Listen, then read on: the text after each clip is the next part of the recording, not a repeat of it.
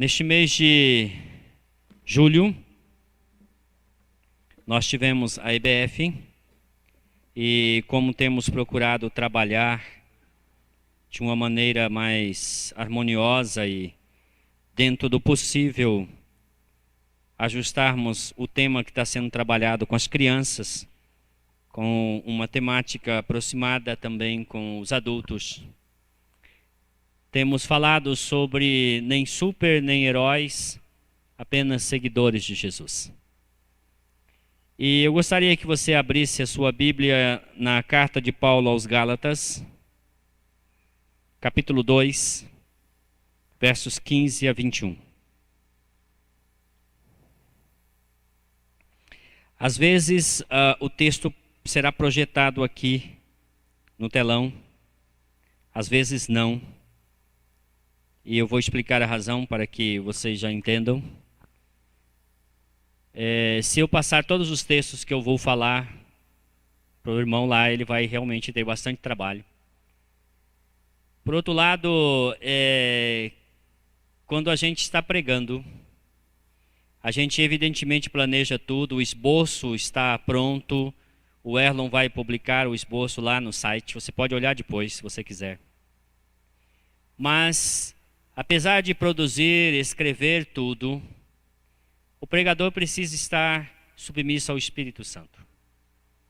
Então, às vezes eu coloco lá 3, 4, 5 pontos. E na hora de falar, eu preciso deixar que o Espírito Santo me guie e às vezes enfatizar um ponto mais que outro. Às vezes introduzir um versículo que não está lá no esboço. Isso acontece, viu, irmãos? Então, tem que ter essa flexibilidade. Senão, eu pegaria o texto, leria para vocês e resolveu, né? Não é isso que vocês querem, com certeza. Não é aqui uma leitura de um esboço de sermão, vocês podem ler em suas casas, se vocês assim o quiserem. Mas a exposição da palavra tem essas nuances, por isso eu até nem peço para ficar projetando todos, porque iria dar complicação, e aí às vezes ele iria perguntar assim: pastor, o senhor falou que ia falar do tal texto e não falou. Eu tenho que ficar explicando para o rapaz por que eu não falei. Está explicado, Guilherme, resolvido o nosso impasse. Gálatas capítulo 2, versos 15 a 21. Paulo escreveu esta carta porque depois de ele ter trabalhado por alguns anos evangelizando os irmãos na Galácia, a igreja se fortaleceu naquele lugar. Mas algumas pessoas foram até esta região e eles eram judaizantes. E eles começaram a ensinar os cristãos de que eles deveriam praticar determinados ritos judaicos. E isto era para Paulo um outro evangelho, não o verdadeiro evangelho de Cristo. E Paulo escreve esta carta, provavelmente o primeiro documento cristão, escrito por volta do ano 49, antes do concílio de Jerusalém, que está em Atos capítulo 15. E Paulo está narrando aqui um episódio, quando estava em Antioquia da Síria, e Pedro estava se comportando de maneira reprovável, e Paulo confrontou. E aí então aqui ele vai dizer a respeito da razão por que confrontou Pedro, a partir do verso 15. Gálatas 2:15.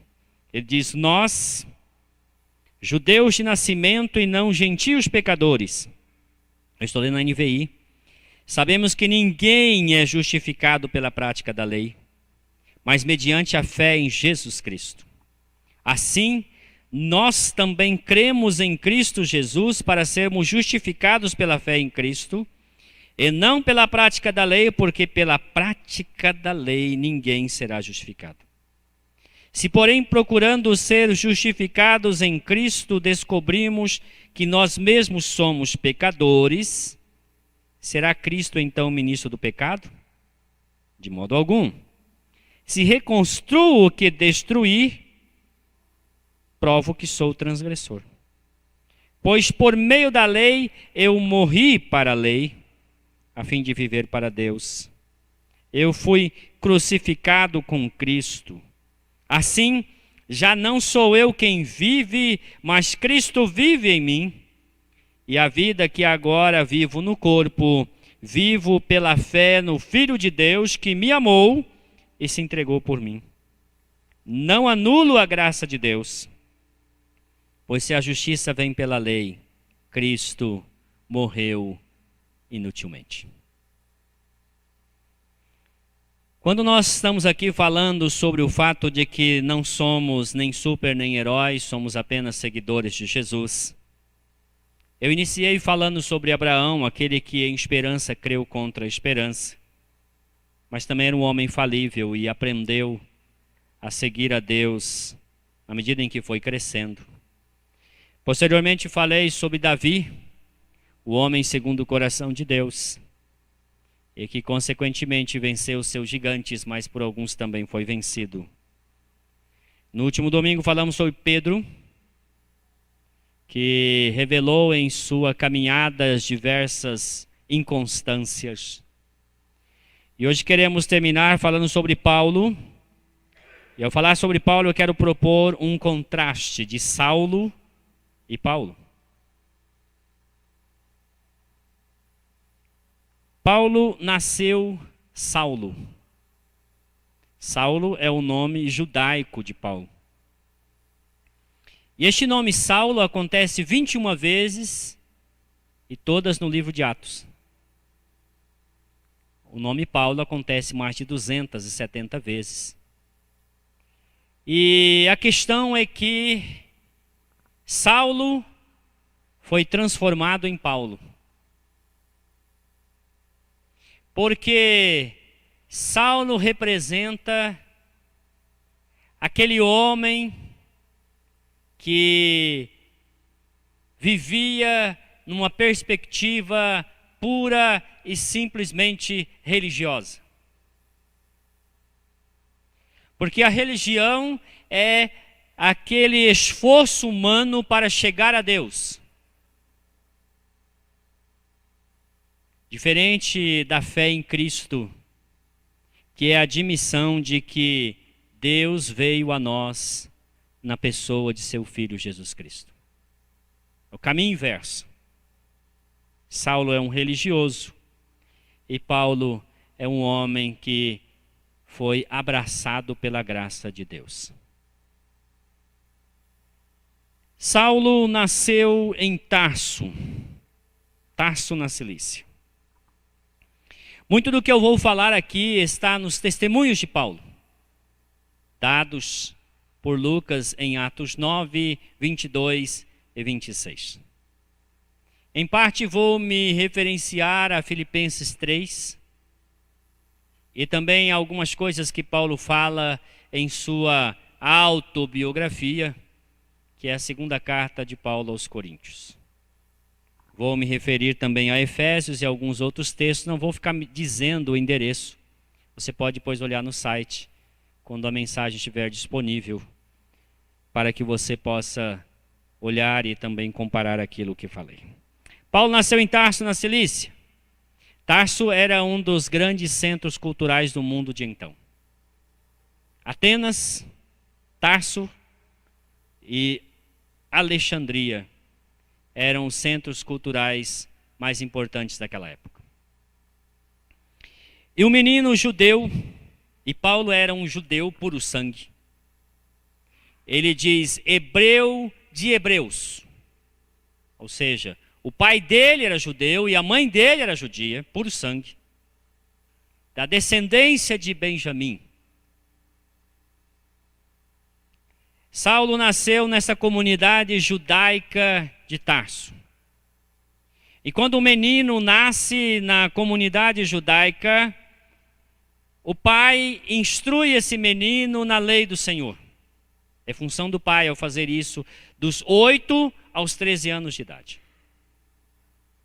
E quando o menino faz 13 anos de idade, ele vai para um ritual chamado Bar Mitzvah, filho da lei.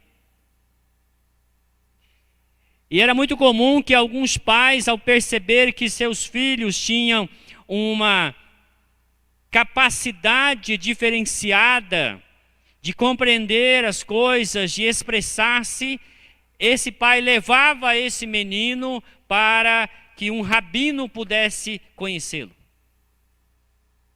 E a Bíblia diz que Saulo tinha uma irmã que morava em Jerusalém. Provavelmente, depois de ter feito o seu bar mitzvah, alguém deve ter aconselhado o pai de Saulo a que ele levasse esse menino a Jerusalém para conhecer ou para ser conhecido por Gamaliel. Gamaliel era o rabino mais conhecido deste momento histórico, um homem de um conhecimento da lei, das tradições muito profunda. Ele conhecia não somente a lei de Moisés, mas o Mishnah e o Midrash, que eram também escritos muito lidos naquela época, que falava da tradição dos rabinos, dos antigos. E com certeza Paulo, tendo sido apresentado a Gamaliel, despertou em Gamaliel a sua atenção. Porque Paulo era um prodígio. Paulo era um menino que se destacava. E os rabinos viviam à caça desses meninos. Como esses olheiros de time, né? Fica procurando esses meninos extremamente habilidosos, no estilo Messi, Neymar e assim por diante. E Gamaliel, ao olhar para Saulo e perceber nele a sua capacidade, a sua acuidade mental, a sua condição de entender e expressar-se bem,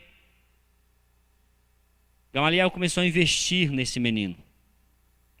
Então, possivelmente dos 15 anos até os 30 anos, ele frequentou a escola rabínica de Gamaliel.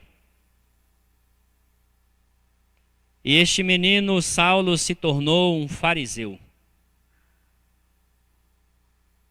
Aos 20 anos de idade, o menino precisa escolher um caminho para a sua vida. Às vezes segue a profissão do pai. Certamente aos 20 anos, Saulo entendeu que ele deveria se tornar um rabino.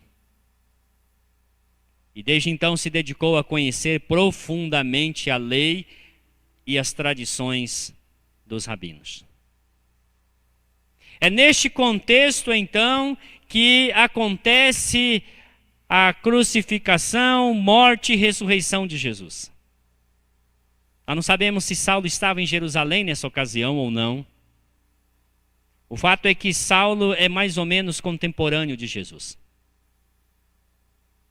O fato é que aos 30 anos de idade, aquele que aspirasse chegar a essa posição de autoridade religiosa precisava ser sabatinado. Precisava responder a inúmeras perguntas, tanto da lei como também da tradição. Quando eu estava com 24 anos de idade, e algumas coisas que são marcantes na nossa vida, a gente guarda a data, né? 4 de agosto de 1993, eu estava na Igreja Batista do Guarandi e eu fui sabatinado por 9 pastores. 9 pastores batistas, daqueles bem batistas. Eles me perguntaram de tudo. Sobre eclesiologia, pneumatologia, soteriologia, doutrina da Trindade, doutrina da igreja e assim por diante. Eu respondi por 2 horas. Então por 2 horas eu fui ali sabatinado. Depois de 2 horas eu fui aprovado e à noite eu fui consagrado com a oração destes homens. Alguns já estão na glória. Mas foi um dia muito interessante. Os seminaristas se esbaldaram. Havia diversos seminaristas, eles foram assistir a minha sabatina. Com certeza Saulo também foi sabatinado na escola rabínica. E a sabatina dele deve ter durado pelo menos o dia inteiro. E a razão é para que ficasse claro que aos 30 anos de idade o homem estava em condições agora de exercer mais efetivamente o seu ministério. E Saulo então é introduzido no Sinédrio. O Sinédrio era um grupo de 70 homens, quase todos na faixa de 50 para mais. E estes homens eram a autoridade, aqueles que estavam constantemente lidando com os problemas religiosos e também civis da sociedade judaica. Eram líderes de sinagoga, eram mestres na lei e na tradição dos rabinos. E Saulo fez parte do Sinédrio. Mas Saulo era fariseu. E a palavra fariseu significa separado. Já na palavra você já começa a entender que tem essa conotação de rigor, de lei. Os fariseus, eles tinham um sistema onde havia algumas proibições. São só 360 proibições. Só. Algumas delas, por exemplo, sobre quantos passos um homem poderia dar no sábado sem transgredir o quarto mandamento. Outras sobre o fato, por exemplo, de nunca comer sem lavar as mãos.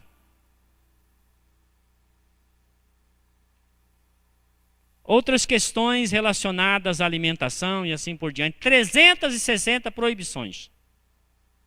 E 40 permissões. É sempre um desequilíbrio, né? Para aqui para pensar na igreja brasileira. Você já percebeu que em muitas igrejas existem mais proibições que permissões? Há tanta coisa a não se fazer. Há tantas proibições que a Bíblia não diz nada a respeito disso.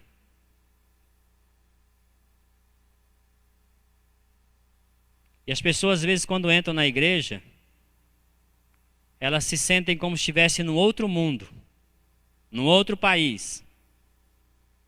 Talvez no Afeganistão, coisa parecida. Os fariseus eram assim, rigorosos, legalistas. Eles não somente tinham proibições para si, mas eles ficavam vigiando as pessoas. Jesus teve inúmeros problemas com os fariseus. Nem todos eles, muitos eram sinceros, mas uma grande porcentagem era hipócrita. Pois Jesus disse que eles colocavam um fardo pesado sobre os outros, mas eles mesmos nem com o dedo mindinho, com o menor de todos, erguia sequer uma parte daquele peso. Porque eles ficavam preocupados com exterioridades. Mateus 23 deixa claro esse problema que havia entre eles. Muita preocupação sobre como as pessoas estão vestindo. Muita preocupação sobre isso, aquilo outro, ritual para isso, ritual para aquilo. Mas não se preocupavam com o coração. Com o que acontece lá dentro. Com a dor das pessoas. A igreja brasileira, em muitos aspectos, se preocupa tanto com as exterioridades. Esquece que Deus vê o coração. Saulo era assim. Um homem extremamente zeloso. E ele mesmo admite, depois que se converte, que este zelo era um zelo sem conhecimento. Era baseado em um conhecimento falso. Porque ele foi doutrinado nesta maneira de enxergar o mundo. Os fariseus, eles não somente achavam que Deus era só Deus dos judeus, mas eles tinham um grupo separado entre eles, de maneira que só cumprimentavam um ao outro.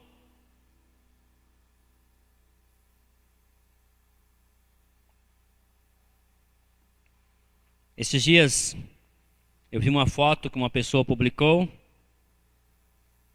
de um judeu ortodoxo. Especificamente esse judeu é uma coisa impressionante. Ele comprou no avião o assento da direita e o assento da esquerda, sentou-se no meio e colocou saco de lixo sobre si para que ninguém tocasse nele. Em que mundo vive uma criatura dessa?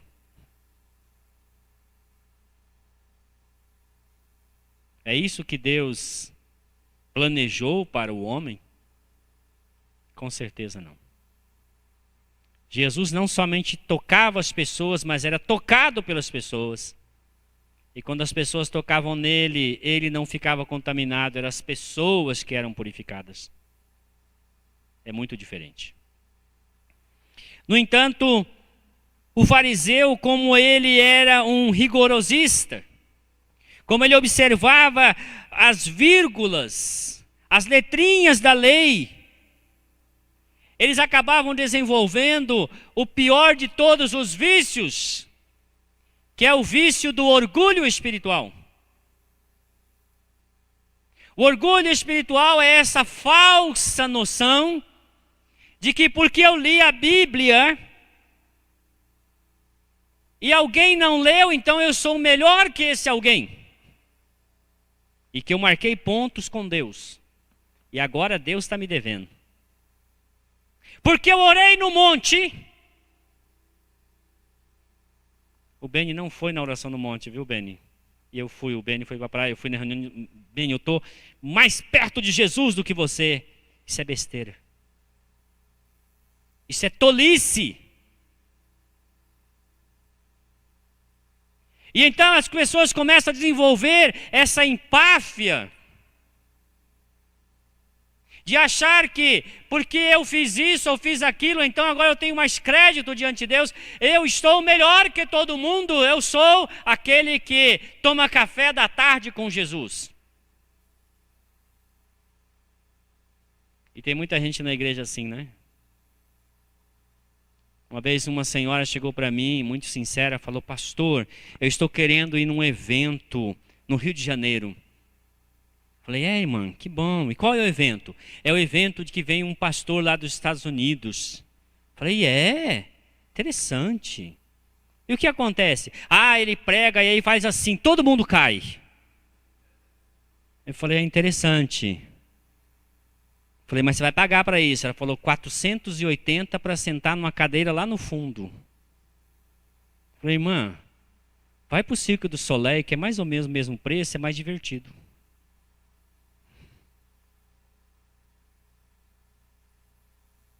Mas as pessoas começam a idolatrar essas figuras. E acham que ele fez assim, eu caí, passou o terno, eu caí, então agora eu estou cheio de Deus, eu sou melhor que todo mundo. Nada disso. Jonathan Edwards disse assim: um dos sinais da verdadeira obra de Deus é que quanto mais perto de Deus nós tivermos, mais consciência teremos de nossa pecaminosidade. Não de mérito, não de grandeza. Isaías, no capítulo 5, ele fala: ai desse, ai daquele outro. No capítulo 6, quando ele chega diante da majestade, ele diz: ai de mim.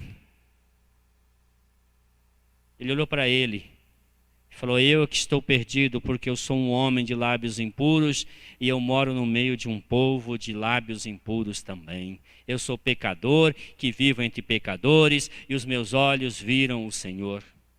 Eu estou perdido. Mas os fariseus, eles se achavam superiores. Jesus contou uma parábola de um fariseu e um publicano. E Jesus também, né, queria mexer no vespeiro. Porque o grupo que os fariseus mais odiavam eram os publicanos, a quem eles chamavam de pecadores, homens a serviço do Império Romano. Mas Jesus conta que o fariseu, cheio de si, orava para si mesmo. E ele dizia: ó Deus, eu te agradeço porque eu não sou como este homem aqui. Eu tenho certeza que ele não jejua. Eu tenho certeza que ele não vai na sinagoga. Eu tenho certeza que ele não dá o dízimo do endo, do cominho e do açafrão. Mas eu dou. Eu faço isso, eu faço aquilo. E o publicano, sabendo quem ele era, bandido, criminoso, corrupto, ele bate a mão no peito e fala assim: Senhor, tem misericórdia de mim. E Jesus disse que o publicano desceu justificado.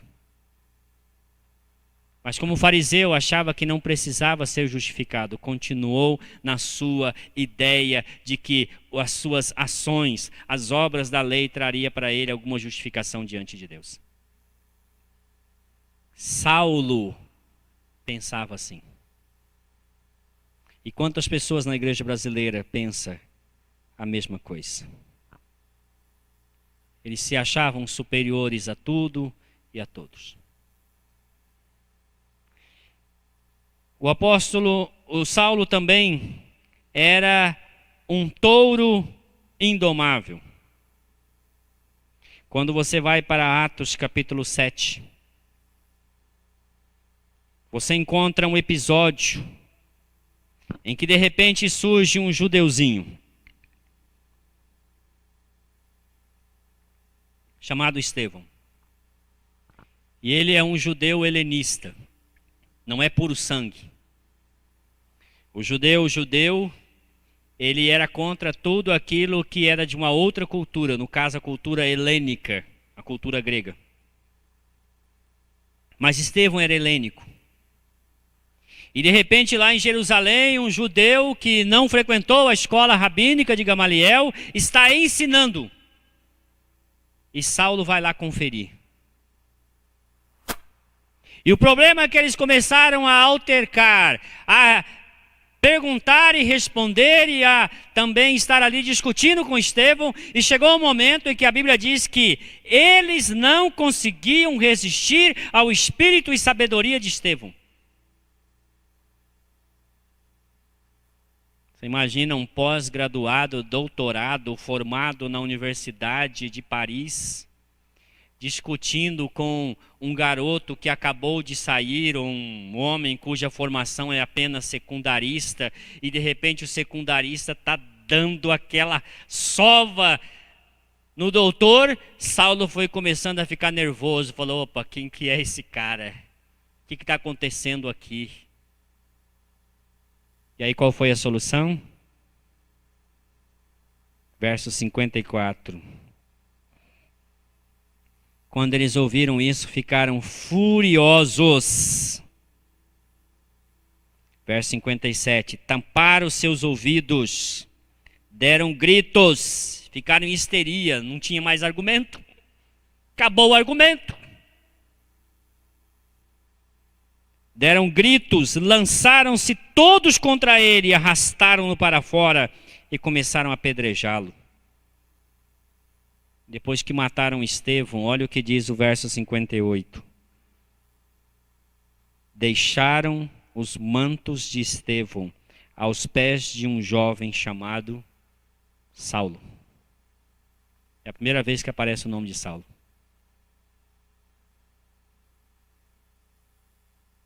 Saulo respirava ameaças contra a igreja de Deus.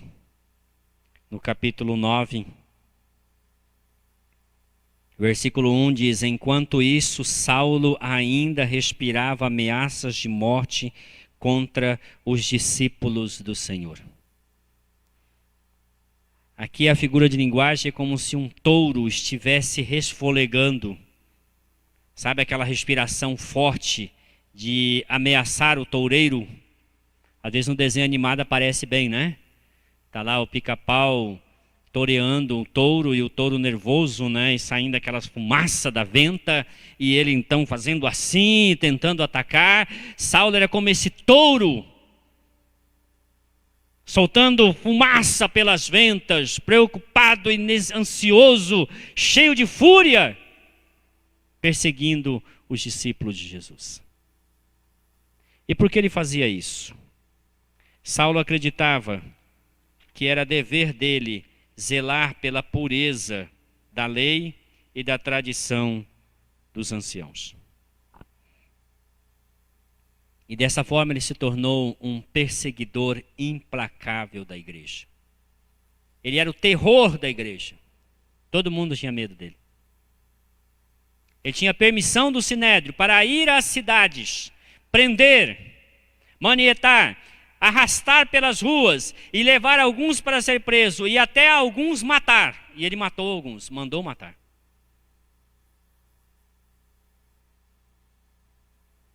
Mas quando ele estava indo para Damasco, e ele mesmo conta essa história, ele tinha a permissão para fazer essas coisas na cidade de Damasco, onde havia uma comunidade judaica significativa. Estando a caminho de Damasco, uma forte luz veio sobre ele. E ele, caindo por terra, ouviu uma voz que dizia: Saulo, Saulo, por que você está me perseguindo? E Saulo diz: mas quem és tu, Senhor? E a resposta foi: eu sou Jesus, o Nazareno. E é interessante que Jesus se identifica com um nazareno, porque os nazarenos eram desprezados. Nazareno na Judéia era como dizer: eu sou nordestino, eu sou paraíba. Era uma discriminação que eles faziam. E Jesus está dizendo: Saulo, eu sou o paraíba que você está perseguindo. Sou esse. E aí então ele diz para Saulo: dura coisa é recalcitrar contra os aguilhões. Essa expressão é uma expressão já antiga, usada para falar sobre o fato de que é contraproducente lutar contra os ditames da consciência. Lutar contra a razão é como dar chute em pontas de ferro. A gente usa a expressão soco em pontas de faca. E o Senhor está dizendo para Saulo: Saulo, você até agora é um touro indomável. E você está chutando, e cada vez que você chuta, você está chutando um ferro pontiagudo, está ferindo a sua perna. Para de chutar os aguilhões. Os estudiosos acreditam que Jesus estava despertando em Saulo a sua consciência já ferida. Porque ele era um fariseu, mas era um fariseu sincero. E ele, com certeza, ao ver Estevão morrendo e clamando a Deus, dizendo: Senhor, não lhes impute este pecado. Certamente a sua consciência já estava mostrando que ele estava no caminho errado. Que Deus é este que eu sigo, que ordena matar pessoas boas, que eu tenho ido e matado. A compreensão de Deus que ele tinha estava sendo abalada a cada experiência de perseguir, matar, prender, levar cristãos cativos para Jerusalém. A sua consciência estava gritando para ele, dizendo: Saulo, abre seus olhos, alguma coisa está errada em sua maneira de viver. E deste encontro no caminho de Damasco, Saulo se tornou Paulo. E este Paulo é exatamente a nova criatura. Porque o Saulo é a velha criatura. O Saulo é o homem que quis chegar a Deus.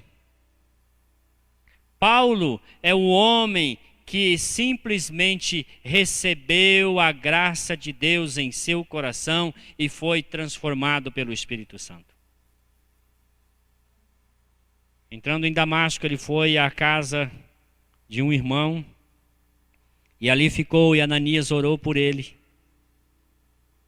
E quando Deus mandou Ananias, Ananias falou: Senhor, esse homem está matando cristãos, como é que eu vou orar para uma pessoa dessa? E o Senhor disse para Ananias: Ananias, este homem é um vaso escolhido. Eu escolhi esse homem para testemunhar de mim aos poderosos. Eu preparei este homem desde criança para ser uma testemunha poderosa, para revelar nele a pessoa de Jesus Cristo. Olha o que Paulo diz aos Gálatas, capítulo 1, no verso 15. Falando de sua experiência com Deus, ele diz assim, vamos começar no verso 13. Vocês ouviram qual foi o meu procedimento no judaísmo. Gálatas 1:13. Como perseguia com violência a igreja de Deus, procurando destruí-la. No judaísmo, eu superava a maioria dos judeus da minha idade e era extremamente zeloso das tradições dos meus antepassados.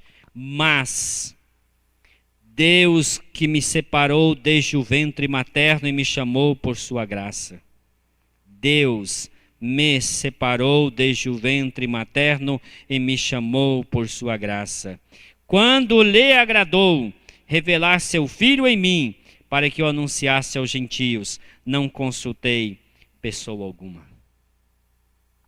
Ele reconhece que a graça de Deus já o contemplava, já o via separado para o propósito de que nele a pessoa de Jesus Cristo fosse revelada.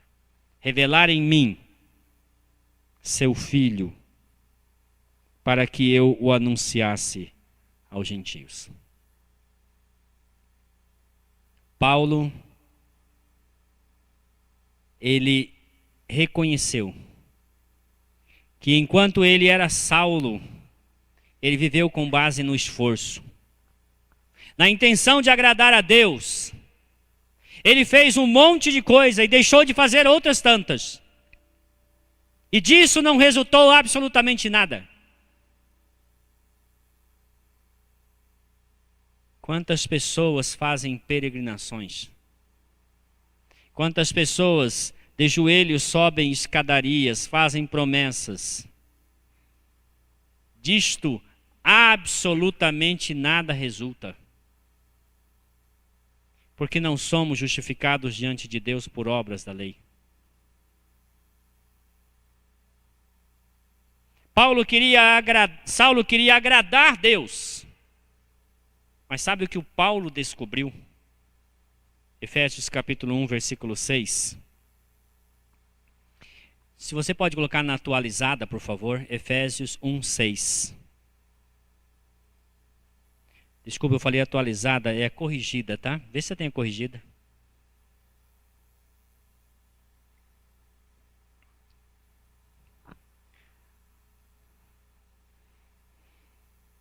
A nossa versão NVI, também a atualizada, acaba não contemplando este aspecto porque opta por uma tradução diferenciada. Não temos a corrigida, é isso? Tudo bem. A NVI atualizada diz que nos concedeu gratuitamente no amado.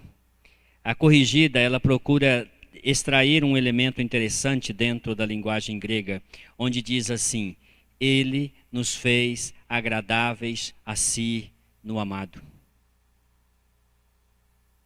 Entendam o que Paulo está dizendo. Deus fez você agradável a Ele em Cristo Jesus. Não é você que agrada a Deus. Você jamais vai agradar a Deus. Esquece. Vai fazer outra coisa, isso você não vai conseguir. Porque a única pessoa que agradou a Deus foi Jesus Cristo. E se você quer verdadeiramente agradar a Deus, creia em Jesus Cristo. E ao crer em Jesus Cristo, você é tornado nova criatura. E ao se tornar nova criatura, estando em Cristo, Deus o faz agradável a si em Jesus Cristo. Ele se agrada de você, porque ele disse a respeito de Jesus: este é o meu filho amado, eu tenho imenso prazer nele. Uma vez, uma pessoa se aproximou de Andrew Murray e disse: irmão Andrew Murray, a vida cristã é difícil. Ele disse: não, irmão, a vida cristã não é difícil, a vida cristã é impossível. E ele: como assim? Querido, não queira você viver a vida cristã, porque a vida cristã é a vida de Cristo em você. Veja comigo Romanos 5. Olha o que Paulo está dizendo a estes irmãos.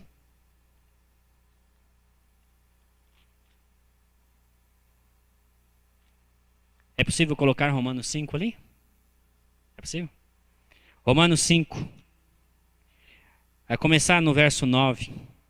No verso 8 ele diz que Deus demonstrou seu amor pelo fato de que Cristo morreu por nós quando ainda éramos pecadores. Mas olha o verso 9 e o 10. Olha o que exatamente Paulo está dizendo. Como agora fomos justificados por seu sangue, muito mais ainda, por meio dele seremos salvos da ira de Deus. Se quando éramos inimigos de Deus, fomos reconciliados com ele mediante a morte do seu Filho, quanto mais agora, tendo sido reconciliados, seremos salvos por sua vida. A vida de Cristo em você. Isto é vida cristã. É permitir que a vida de Cristo se manifeste em minha vida. E Paulo diz isso claramente aos Gálatas, dizendo: eu estou crucificado. Não vivo mais eu. Cristo vive em mim. A vida que eu agora vivo na carne, vivo-a na fé do Filho de Deus que me amou e se entregou por mim. A vida cristã é vida substituída, é Cristo vivendo sua vida em mim. Paulo entendeu isso. E aí o que ele fez? Ele aceitou o fato de que é Deus quem nos aceita em Cristo Jesus. Então ele escreve aos Efésios no capítulo 2, versos 8 e 9, dizendo: porque é por meio da graça que somos salvos. E isso não vem de nós, é dom de Deus. Não vem de obras, para que ninguém se glorie, porque somos feitura dele, criados em Cristo Jesus para as boas obras, as quais Deus preparou de antemão para que andemos nelas. Não é por obras,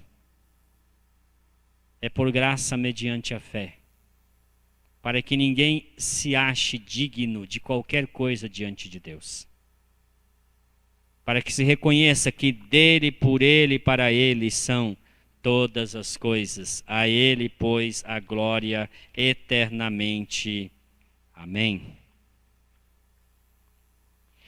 Este Paulo, que outrora era um implacável perseguidor, passou a ser perseguido.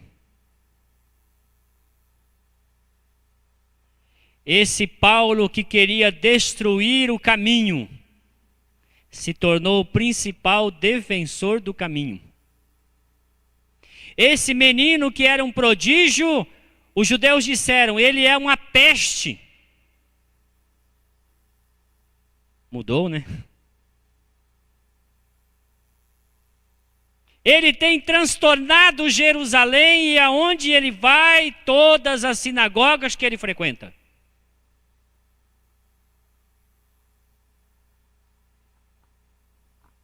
Paulo entendeu que antes, na sua ignorância, ele devia matar pessoas. Mas quando ele encontrou Jesus, a sua mente mudou. Ele teve uma metanoia.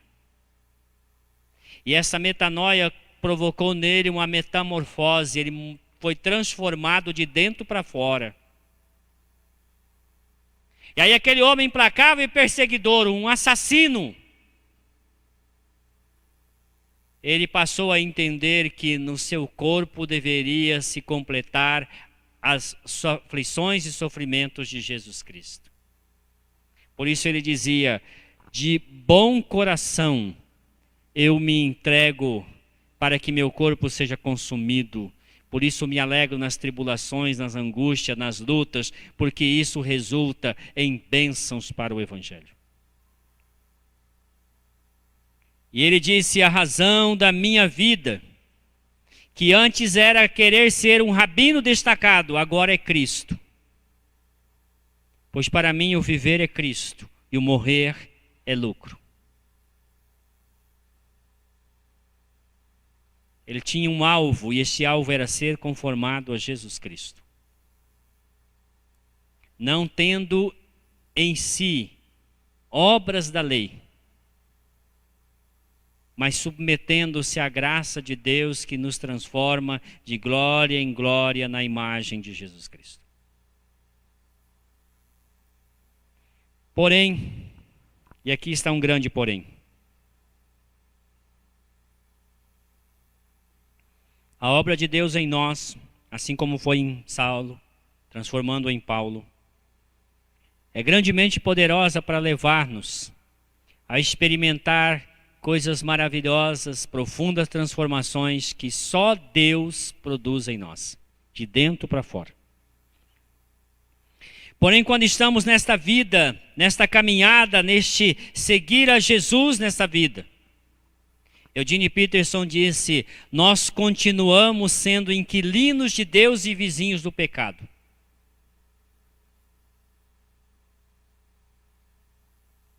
Ainda somos tentados. Ainda tropeçamos. Ainda de tempo em tempo, gigantes que estão dentro de nós, que nós achávamos ter vencido, surge do nada. Aquela ira, às vezes a preguiça, né? O orgulho e assim por diante. Mas Paulo teve que conviver com um probleminha básico, chamado perfeccionismo. Vocês sabem o que é perfeccionismo?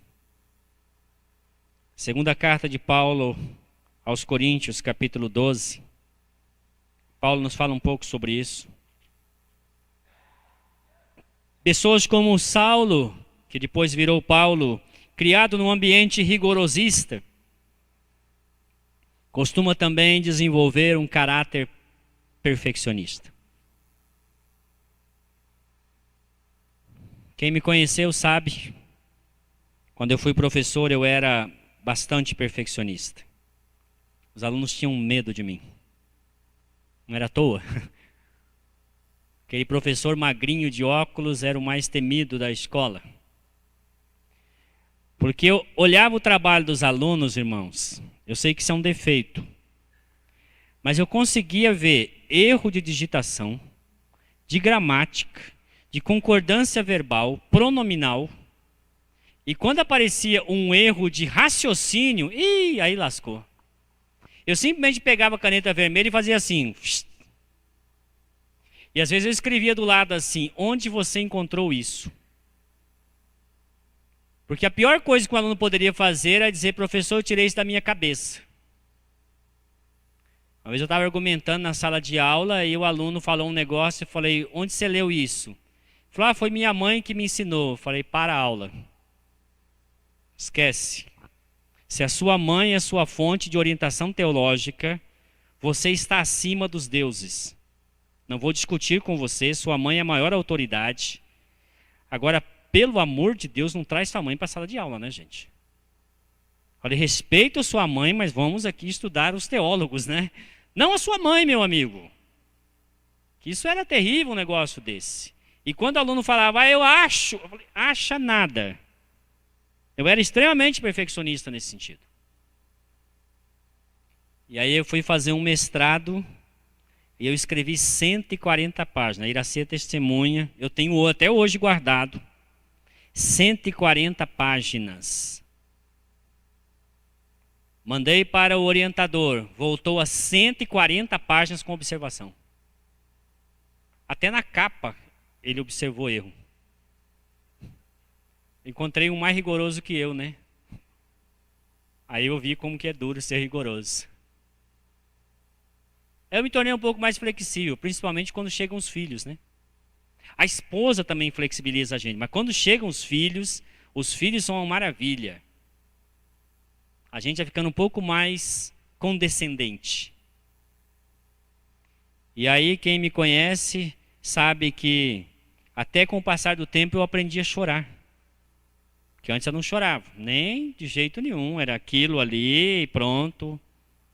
Mas aí depois a gente vai ficando um coração mais macio, mais calmo, mais tranquilo. Saulo era um homem perfeccionista. E ele perseguia a perfeição. E nessa intenção de perseguir a perfeição, um dia ele disse assim: Deus, eu tenho um espinho na carne, tira de mim. Nós não sabemos qual é esse espinho na carne, ele não diz. Mas certamente era algo que o incomodava. É algo que ele diz aqui, me dá uns tapas na cara. E ele orou 3 vezes. Mas irmãos, quando Paulo fala que ele orou, eu quero que vocês entendam que não é igual às vezes às nossas orações. Ó Deus, estou com um espinhozinho na carne, tira aqui. Ele certamente orou por um longo tempo. E quando ele fala 3 vezes, é por 3 ocasiões, com certeza de maneira muito forte. E a resposta de Deus foi sempre a mesma: não, não, não. E Deus disse por quê?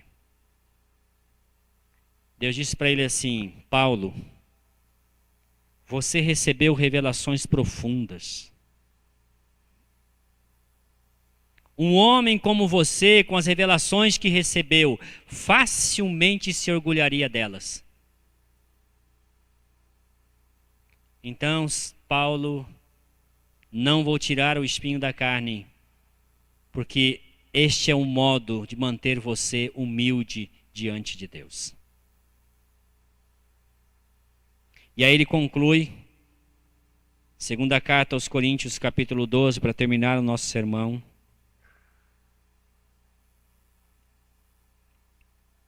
Ele diz no verso 8, 3 vezes roguei ao Senhor que tirasse de mim, mas ele disse, minha graça é suficiente para você, pois o meu poder se aperfeiçoa na fraqueza. Portanto, eu me gloriarei ainda mais alegremente em minhas fraquezas, para que o poder de Cristo repouse em mim. Por isso, por amor de Cristo, regozijo-me nas fraquezas, nos insultos, nas necessidades, nas perseguições, nas angústias. Pois quando sou fraco, é que sou forte. Paulo não era não tinha superpoderes, não era um herói, era só um seguidor de Jesus, que aceitou o fato de que a vida cristã é a vida de Cristo em nós.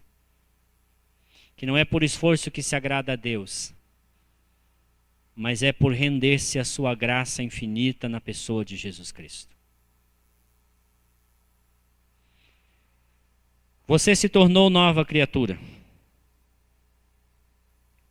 E você tem tentado seguir a Jesus. Saiba que Deus está valorizando cada esforço seu. Mas entenda que Deus não quer que você se esforce à parte da graça dele. Deus quer que você dependa completamente da sua graça através de Jesus Cristo. Por isso não tente agradar a Deus. Aceite o fato que Deus se agradou de você em Cristo Jesus e viva nessa perspectiva.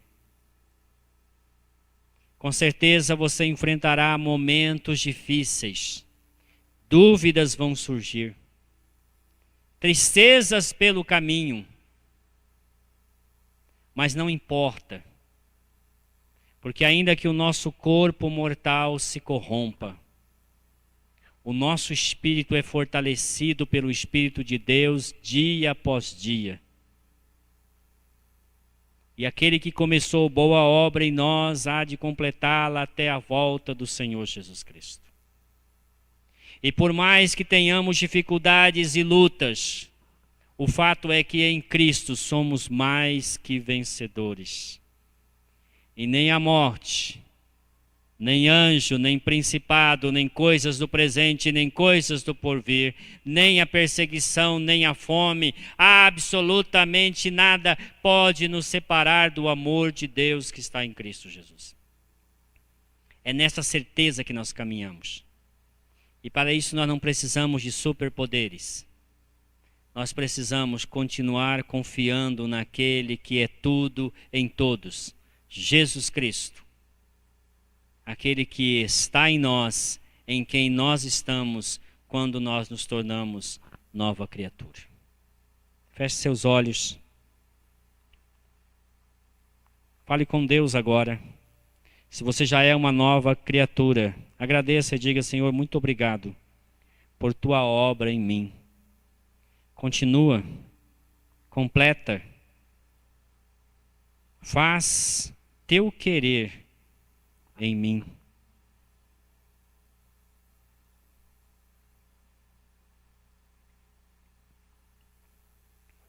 Renove seu compromisso de seguir a Jesus.